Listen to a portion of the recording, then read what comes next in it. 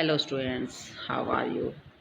I hope you are fit and fine at your home and doing your homework regularly. Students, Social and Political Life, Chapter 2, Understanding Secularism. धर्मनिरपेक्षता की समझ के बारे में हमने chapter 2 का फर्स्ट पार्ट हम कंप्लीट कर चुके हैं और आज हम इसका रिमेनिंग पार्ट है वो स्टार्ट करने जा रहे हैं। हमने फर्स्ट पार्ट में सेकुलरिज्म क्या है, व्हाट इज़ सेकुलरिज्म, इसके बारे में रीड किया। Why it is important separate religion from the states. तो इस प्रकार हमने जो प्रॉब्लम्स इसके सामने आ रही थी रिलेटेड रिलीजियस, तो इसमें हमने पढ़ा। और व्हाट इज़ इंडियन सेकुलरिज्म, तो भारत के जो 3 पॉइंट यहाँ दिए गए थे सेकुलरिज्म के, उसके बारे में हमने रीड किया कि डज नॉट डोमिनेट्स अनदर, हमें दूसरे पर दबाव नहीं बनाना है, ना सम मेंबर्स अदर मेंबर्स पर डोमिनेट कर सकते हैं, और मैं ही state does not enforce particular religion के किसी विशेष धर्म को मान्यता नहीं दे सकता। इन सब के बारे में हमने रीड किया। गवर्नमेंट हाई स्कूल्स के बारे में ये हमने स्टोरी के द्वारा रीड किया था कि बच्चे स्कूल के अंदर कोई रिलीजियस प्रोग्राम स्टार्ट करना चाहते थे लेकिन टीचर के द्वारा मना किया गया। इसके बारे में हमने 2 मेथड हम रीड कर चुके हैं सेकुलरिज्म के। तो यहाँ फर्स्ट मेथड हमने रीड किया था,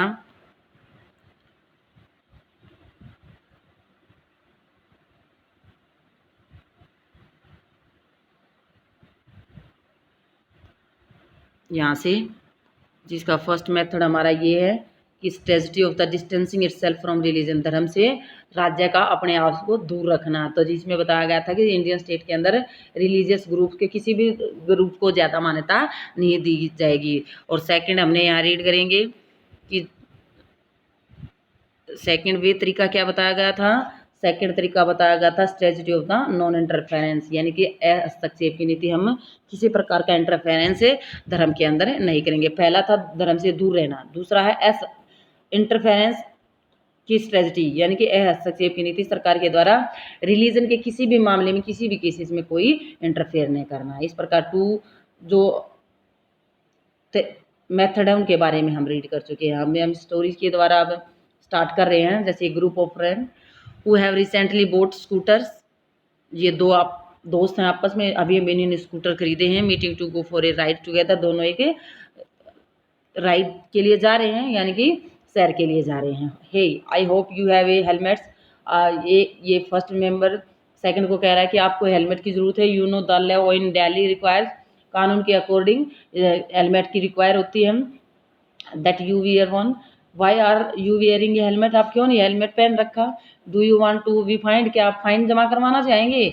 don't worry I will not be fined, ये अब ये कहता है कि चिंता मत करो, मुझे फाइन नहीं देना होगा। Hey Paramjit, why won't you be fine, आपको क्यों नहीं देना होगा। फॉर सिख वियरिंग ए पगड़ी, तो ये जो सिख पीपल है इंडिया के अंदर, उनको पगड़ी डालनी होती है, उनकी अपनी रिवाज है। Very important part of religion, उनके धर्म का एक इंपॉर्टेंट पार्ट है। गवर्नमेंट कैन नॉट फोर्स, दबाव नहीं डाला जाता सरकार के द्वारा। टू वियर ए हेलमेट, इस प्रकार सिख लोगों को जो पगड़ी डालते हैं उनको थोड़ा सा फ्रीडम दी गई है हेलमेट न डालने के लिए। तो अब हम यहाँ क्या रीड करेंगे, in the above stereotypes board, sorry हमने ऊपर वाली जो कहानी पढ़ी है, Paramjit and Sikh youth does not have to wear a helmet, जिन्होंने हेलमेट नहीं पहन रखा। This is because of Indian state recognise, क्योंकि यह भारतीय जो राज्य है, अलग अलग राज्य में जहाँ सिख रहते हैं वहाँ मान्यता दी गई है वियरिंग ए पगड़ी या turban is centre to a Sikh religious practice, यानी कि जो सिख धर्म है उसके ये एक पार्ट है। In order not be interfere, इसलिए वह उसके धर्म में कोई इंटरफेयर नहीं करना चाह रहे। With this allow to exception in the law, कानून में इसको थोड़ा सा एक्सेप्शन दिया गया, इसमें छूट दी गई है। अब हम पढ़ेंगे थर्ड वे। थर्ड वे क्या है, इंडियन का secularism work to prevent the dominations listed earlier in through a strategy of intervention. तो इस प्रकार जो 2 तरीके हमने पढ़े हैं उसमें धर्म से दूर रहना चाहता है स्टेट और धर्म को अलग रखा है। दूसरा में जो स्टेट है वो हस्तक्षेप नहीं करना चाहता है, इंटरफेयर नहीं करना चाहता। लेकिन यहाँ जो थर्ड तरीका बता रही, इसमें बोला गया है कि अगर जरूरत पड़े तो जो गवर्नमेंट है भेदभाव को रोकने के लिए अपना हस्तक्षेप कर सकती है, इंटरवेंशन कर सकती है, यानी कि अपना दखलंदाजी कर सकती है। अगर कोई नागरिक ऐसे कहे कि नहीं मैं तो ऐसा करूँगा, तो उसको रोकने के लिए, धर्म के लिए जो भेदभाव है उसको रोकने के लिए कई बार सरकार को भी क्या करने पड़ते हैं, कई दूसरे मेथड अप्लाई करने पड़ते हैं। तो read earlier in the chapter, हमने जो पहले चैप्टर के फर्स्ट पार्ट में रीड किया है अबाउट अनटचेबिलिटी, यानी कि किसके बारे में, छुआछूत के बारे में। This is a good example, ये एक अच्छा एग्जाम्पल है जो जहाँ पर जो मेंबर हैं, सदस्य हैं, एक दूसरे के साथ डिस्क्रिमिनेशन करते हैं। तो अनटचेबिलिटी का एग्जाम्पल को ध्यान में रखते हुए हम देखते हैं same religion, upper caste Hindu dominates other members some lower caste. तो जैसे आप 7th क्लास में भी इसके बारे में रीड कर चुके हैं कि हमने समझाया था कि एक लैडर की तरह होता है। लैडर मीन सीढ़ी, यानी कि जिसके स्टेप होते हैं। तो इस स्टेप पर जो ऊपर के लेवल के लोग हैं वो अपना आपको क्या मानते हैं, अपर लेवल यानी अपर कास्ट, और जो नीचे लो लेवल के हैं वो लोअर कास्ट के माने जाते हैं। तो ये अपर कास्ट हिंदूज जो पहले के टाइम में, पुराने टाइम में, डिविनेंट अदर मेंबर सम लोअर कास्ट, जो अपर कास्ट में हिंदू अपने आप को, जिसमें ब्राह्मण होते थे, क्षत्रिय होते थे, जैसे पहले वर्ण के आधार पर यानी काम के आधार पर बांटा जाता था उनका लेवल, तो ब्राह्मण, क्षत्रिय और वैसे ये क्या करते थे, अपर कैटेगरी में आते थे। लेकिन जो शूद्र थे, यानी कि जैसे वर्कर हैं, साफ सफाई का काम करने वाले हैं, वो उनको लोअर कैटेगरी में डाला जाता था। इस प्रकार in order to prevent the religion based exclusive में डिस्क्रिमिनेशन, इस प्रकार के भेदभाव को, अपर और लोअर के भेदभाव को रोकने के लिए सरकार के द्वारा कई बार क्या किया जाता है, इंटरवेंशन किया जाता है, हस्तक्षेप किया जाता है। The Indian constitution ban untouchability, भारतीय संविधान ने छुआछूत पर पूरी तरह से रोक लगा दी है। In this instance the state is intervening in religion in order to end a social practice that is believe discrimination and exclude. तो कई बार एग्जाम्पल के तौर पर राज्य सरकार को धर्म के मामले में, किसके मामले में, धर्म के मामले में या समाज के अंदर जो व्यवहार लोगों के साथ किया जा रहा है उसको रोकने के लिए क्या प्रोवाइड करवाया है लोगों को, फंडामेंटल राइट्स, मौलिक अधिकार ऑफ लोअर कास्ट। सभी लोगों को वैसे तो अधिकार मिले हैं, लेकिन लोअर कास्ट के लोगों को कुछ ज़्यादा, थोड़े ज़्यादा अधिकार दिए गए। Who are citizen of this country, जो हमारे देश के नागरिक हैं। Similarly to ensure that law relating to equal inheritance right are respected, यानी कि संविधान के द्वारा सभी सिटीजन को इक्वल राइट दिए गए हैं, इक्वल अधिकार दिए गए हैं सभी लोगों को। That state might have the intervenes in the religion based personal law of community, इस प्रकार के समुदायों के लोगों के धर्म के आधारित कुछ मामलों में सरकार हस्तक्षेप कर सकती है, ताकि जो भेदभाव हो रहा है समाज के अंदर उस भेदभाव को खत्म किया जा सके। The intervention of the state can also, कई बार राज्य अपना हस्तक्षेप कर सकता है in form of the support, सहारा देने के लिए, यानी कि जिन लोगों को ज़रूरत है उन लोगों को सहारा दे सकता है। Indian constitution grants the right to religious community to set up their own school, भारतीय संविधान के द्वारा अनुमति दी गई है क्या धार्मिक समुदाय के द्वारा अपने स्कूल खोलने के लिए, अपने कॉलेज खोलने के लिए। It is also give them financial aids non professional basis, और सरकार के द्वारा कुछ वित्तीय सहायता भी दी जाती है अगर इस प्रकार के जो धार्मिक समुदाय हैं, आर्थिक सहायता भी मिल सकती है। In what ways the Indian secularism difference from that of other democratic countries, तो क्या भारतीय धर्मनिरपेक्षता दूसरे डेमोक्रेटिक देशों की धर्मनिरपेक्षता से अलग है, तो क्यों है अलग, इसके बारे में हम रीड करेंगे। सम ऑफ द अबव ऑब्जेक्टिव्स, जो हमने ऊपर कुछ ऑब्जेक्टिव के बारे में रीड किया है, आर सिमिलर, कुछ तो मिलते जुलते हैं।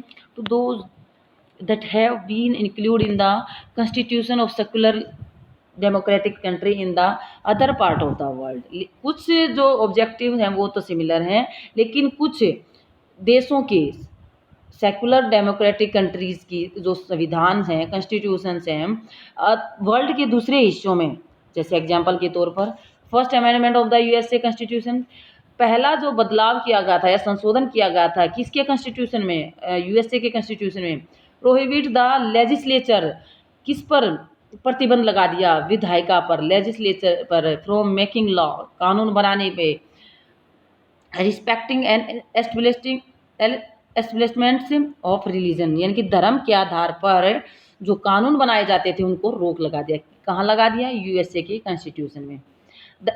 और that prohibit the free exercise of religion, और जो धर्म को रोकते हैं ऐसे कानून बनाए जाते हैं, तो ऐसे कानून बनाने वाली लेजिस्लेचर पर क्या लगा दी, रोक लगा दी थी।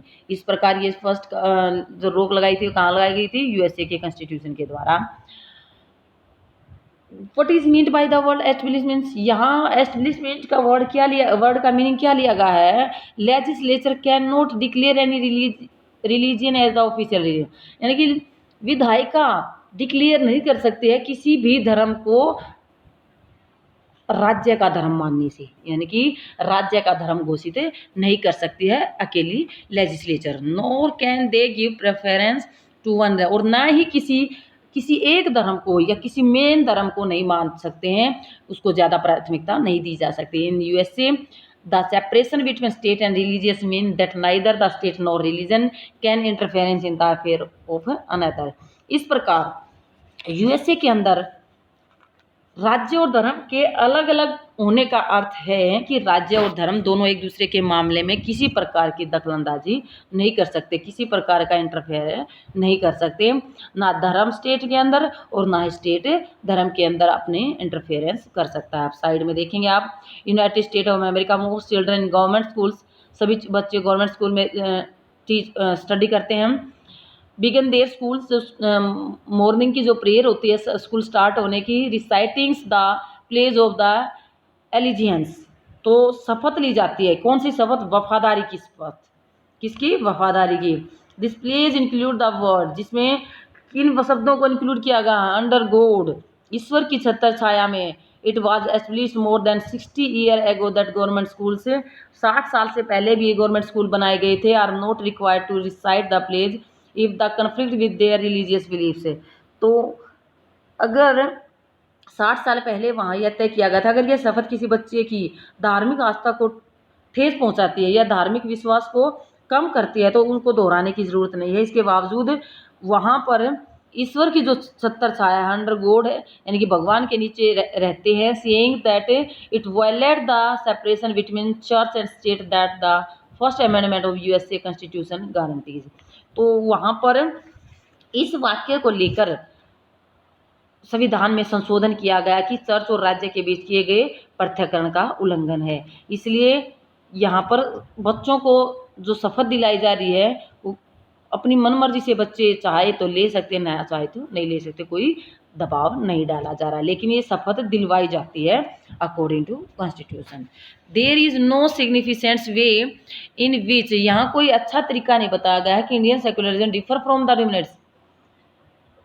अब आपको समझ में भी आ गया होगा कि कोई दूसरा तरीका क्या है जो इंडियन सेक्युलरिज्म डिफर करता है, अलग करता है dominance understanding the secularism as the practice of United State of America, यानी कि जो अमेरिका के कॉन्स्टिट्यूशन के अंदर दिया गया और भारत के सेक्युलरिज्म के कॉन्स्टिट्यूशन के बारे में बताया गया, उन दोनों में डिफर क्या है, अंतर क्या है, सब फर्स्ट अलगाव क्या है, इसके बारे में हम कैसे समझ सकें। This is because unlike the strict separation between, क्योंकि अमेरिका के अंदर जो सेपरेशन किया गया है, अलग किए गए हैं रिलीजन को स्टेट को, वो बिल्कुल अलग अलग रखा है, कहाँ पर, अमेरिका के कॉन्स्टिट्यूशन में। लेकिन इंडिया के कॉन्स्टिट्यूशन में secularism the state can intervenes religion affair, कई धार्मिक मामलों में भारतीय राज्य दखलंदाजी कर सकता है। You have read about how, तो इसके बारे में आप रीड करेंगे कि कैसे एक दूसरे जैसे स्टेट है इंटरफेयर कर सकता है राज्य रिलीजन के अंदर, और रिलीजन कई बार मामले ऐसे हो जाते हैं कि सरकार के खिलाफ भी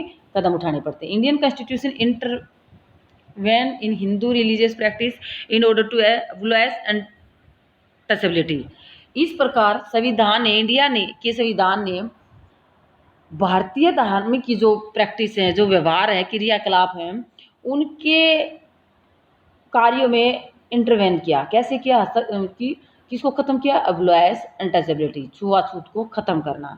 इन इंडियन सेकुलरिज्म, भारतीय धर्मनिरपेक्षता के अंदर, state is not strictly separate from the, राज्य को धर्म से स्ट्रिक्टली अलग नहीं किया गया है। It does maintain A principles distance, इसमें कुछ सिद्धांत बनाए गए हैं ताकि धर्म और राज्य को अलग अलग रखा जा सके। This means that any interference in religion by the state has to be based on the ideal lay down the constitution. अगर राज्य धर्म पर किसी तरह का हस्तक्षेप करता है, इंटरफेयर करता है, तो उन आदर्शों के आधार पर ही इंटरवेंस कर सकता है जो संविधान के अंदर दिए गए हैं।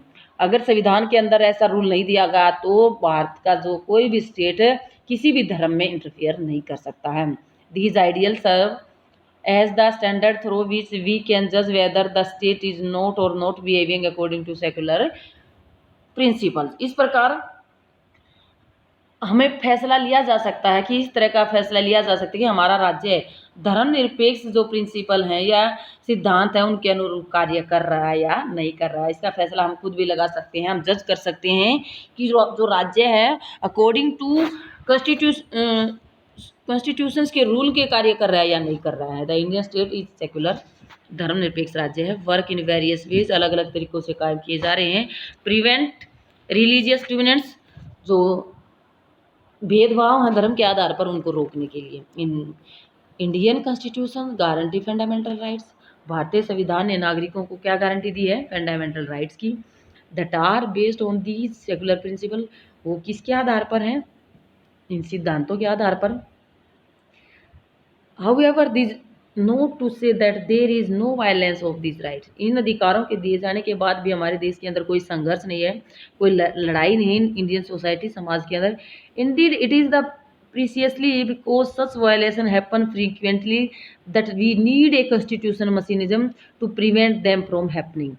लेकिन इसका अर्थ ये नहीं है कि जितने भी राइट हमारे समाज को दिए गए हैं, इन राइट के बाद भी भेदभाव होना कम हो गया होगा। लेकिन जो अधिकारों का वायलेशन किया जा रहा है, उल्लंघन किया जा रहा है, तो इस उल्लंघनों की वजह से हमारे समाज के अंदर संवैधानिक ज़रूरतें बनी रही है। यानी कि इनको रोकने के लिए जो संविधान की रूल्स है उनको बनाए रखने के लिए ये संघर्ष होते रहते हैं। अगर ये संघर्ष नहीं होंगे, ये उल्लंघन नहीं होंगे, तो संविधान का जो रोक किस पर लगाएगा? तो ये संविधान के अंदर ऐसे रूल दिए गए हैं जो इस प्रकार के संघर्षों को रोक सकता है। The knowledge that such right exist make us sensitive to their violence and enable us to take action. इस प्रकार के जो उल्लंघन है वो हमें क्या बनाते हैं? संवेदनशील बनाते हैं, यानी कि सेंसिटिव बनाते हैं। जब कभी ऐसा होता है तो हम उनके खिलाफ सही कदम उठाने की अक्षमता भी हमें मिलती है, यानी कि अच्छे इनको ख़त्म करने का जो एक्शन लेते हैं हम, वो उचित एक्शन इसके अंदर ले सकते हैं। संविधान के द्वारा हम उचित एक्शन ले सकते हैं। इस प्रकार के जो संघर्ष हैं उनको कम करने के लिए उचित कदम उठाए जा सकते हैं। Look at this blue part के फरवरी 2004 की incident, France pass a law, France के अंदर एक कानून पास किया गया, बैनिंग स्टूडेंट्स पर बैन लगाया गया फ्रॉम वियरिंग एनी कॉन्स्पिशियस, कि स्कूल या कॉलेज के अंदर किसी प्रकार की कोई धर्म से रिलेटेड कोई यूनिफॉर्म का पार्ट या सिंबल स्कूल में कॉलेज में डालकर न आए। जैसे रिलीजियस, धर्म से रिलेटेड, कॉन्स्पिशियस, पॉलिटिकल साइंस, कोई राजनीतिक चिन्ह वाला, सिंबल वाला, कोई भी इस्लामिक एडस्कार्फ, इस प्रकार का कोई भी स्कार्फ कोई डालकर नहीं आएगा। जैव स्कल कैप नहीं डाल के आएगा, या लार्ज क्रिश्चियन क्रॉसेज, यानी कि क्रिश्चियंस की जो सिंबल की थिंग्स वो डालकर नहीं आएगा। This law encountered a lot of resistance from immigrants, इसका प्रभाव सबसे ज़्यादा जो अप्रवासी थे, बाहर से आए हुए लोग थे, उन पर ज़्यादा पड़ा। From the former French colony of Algeria, जो फ्रेंच की कॉलोनीज थे पहले, अल्जीरिया, टूनीसिया एंड मोरक्को, उनके बच्चों पर ज़्यादा इसका प्रभाव पड़ा। 1960 ये France had faced a shortage of worker, France के सामने जो वर्कर थे उनकी कमी हुई। Therefore had provided visas for these immigrants to come and work in the country. तो इस प्रकार फ्रांस के जो उपनिवेशों के लोग थे वो अब वापस अपने देशों में चले गए और इस कारण वहाँ पर मजदूरों की कमी हो गई। उस समय अप्रवासियों को फ्रांस आकर काम करने के लिए वीज़ा यानी प्रवेश पत्र दिए गए थे, वीज़ा बनाया गया था ताकि उनको यहाँ आकर काम करने के लिए क्या मिल सके? परमिशन मिल सके। The daughter of these immigrants, इन अप्रवासियों की बेटियों को ऑफन वियर हेड्स का स्कार्फ वाइल अटेंडिंग स्कूल्स, इन लोगों की बेटियों को स्कार बांध कर या रुमाल बांध कर आने की परमिशन दी गई स्कूल के अंदर। However with the passing the new law, नए कानून पास किए गए, have been expelled from their school for wearing head scarves. तो इस प्रकार सिर पर रुमाल बांधने के कारण स्कूलों से निकाल दिया गया था। ऐसे नए कानून होने के बाद भी, यानी कि इस नए कानून के बाद जो लड़कियां स्कूल के अंदर स्कार्फ डालकर जाती थी उनको स्कूल से निकाल दिया गया। तो फ्रांस के अंदर इस कानून था जिसके कारण उनको बहुत सारी प्रॉब्लम का सामना करना पड़ा, फिर भी उन्होंने इस कानून को बनाए रखा अकॉर्डिंग टू रिलीजियस। तो ये लेसन हमारा सेकंड कंप्लीट हुआ। उम्मीद है वीडियो को ध्यान से सुनोगे और लेसन को अच्छी तरह से समझोगे। Okay student.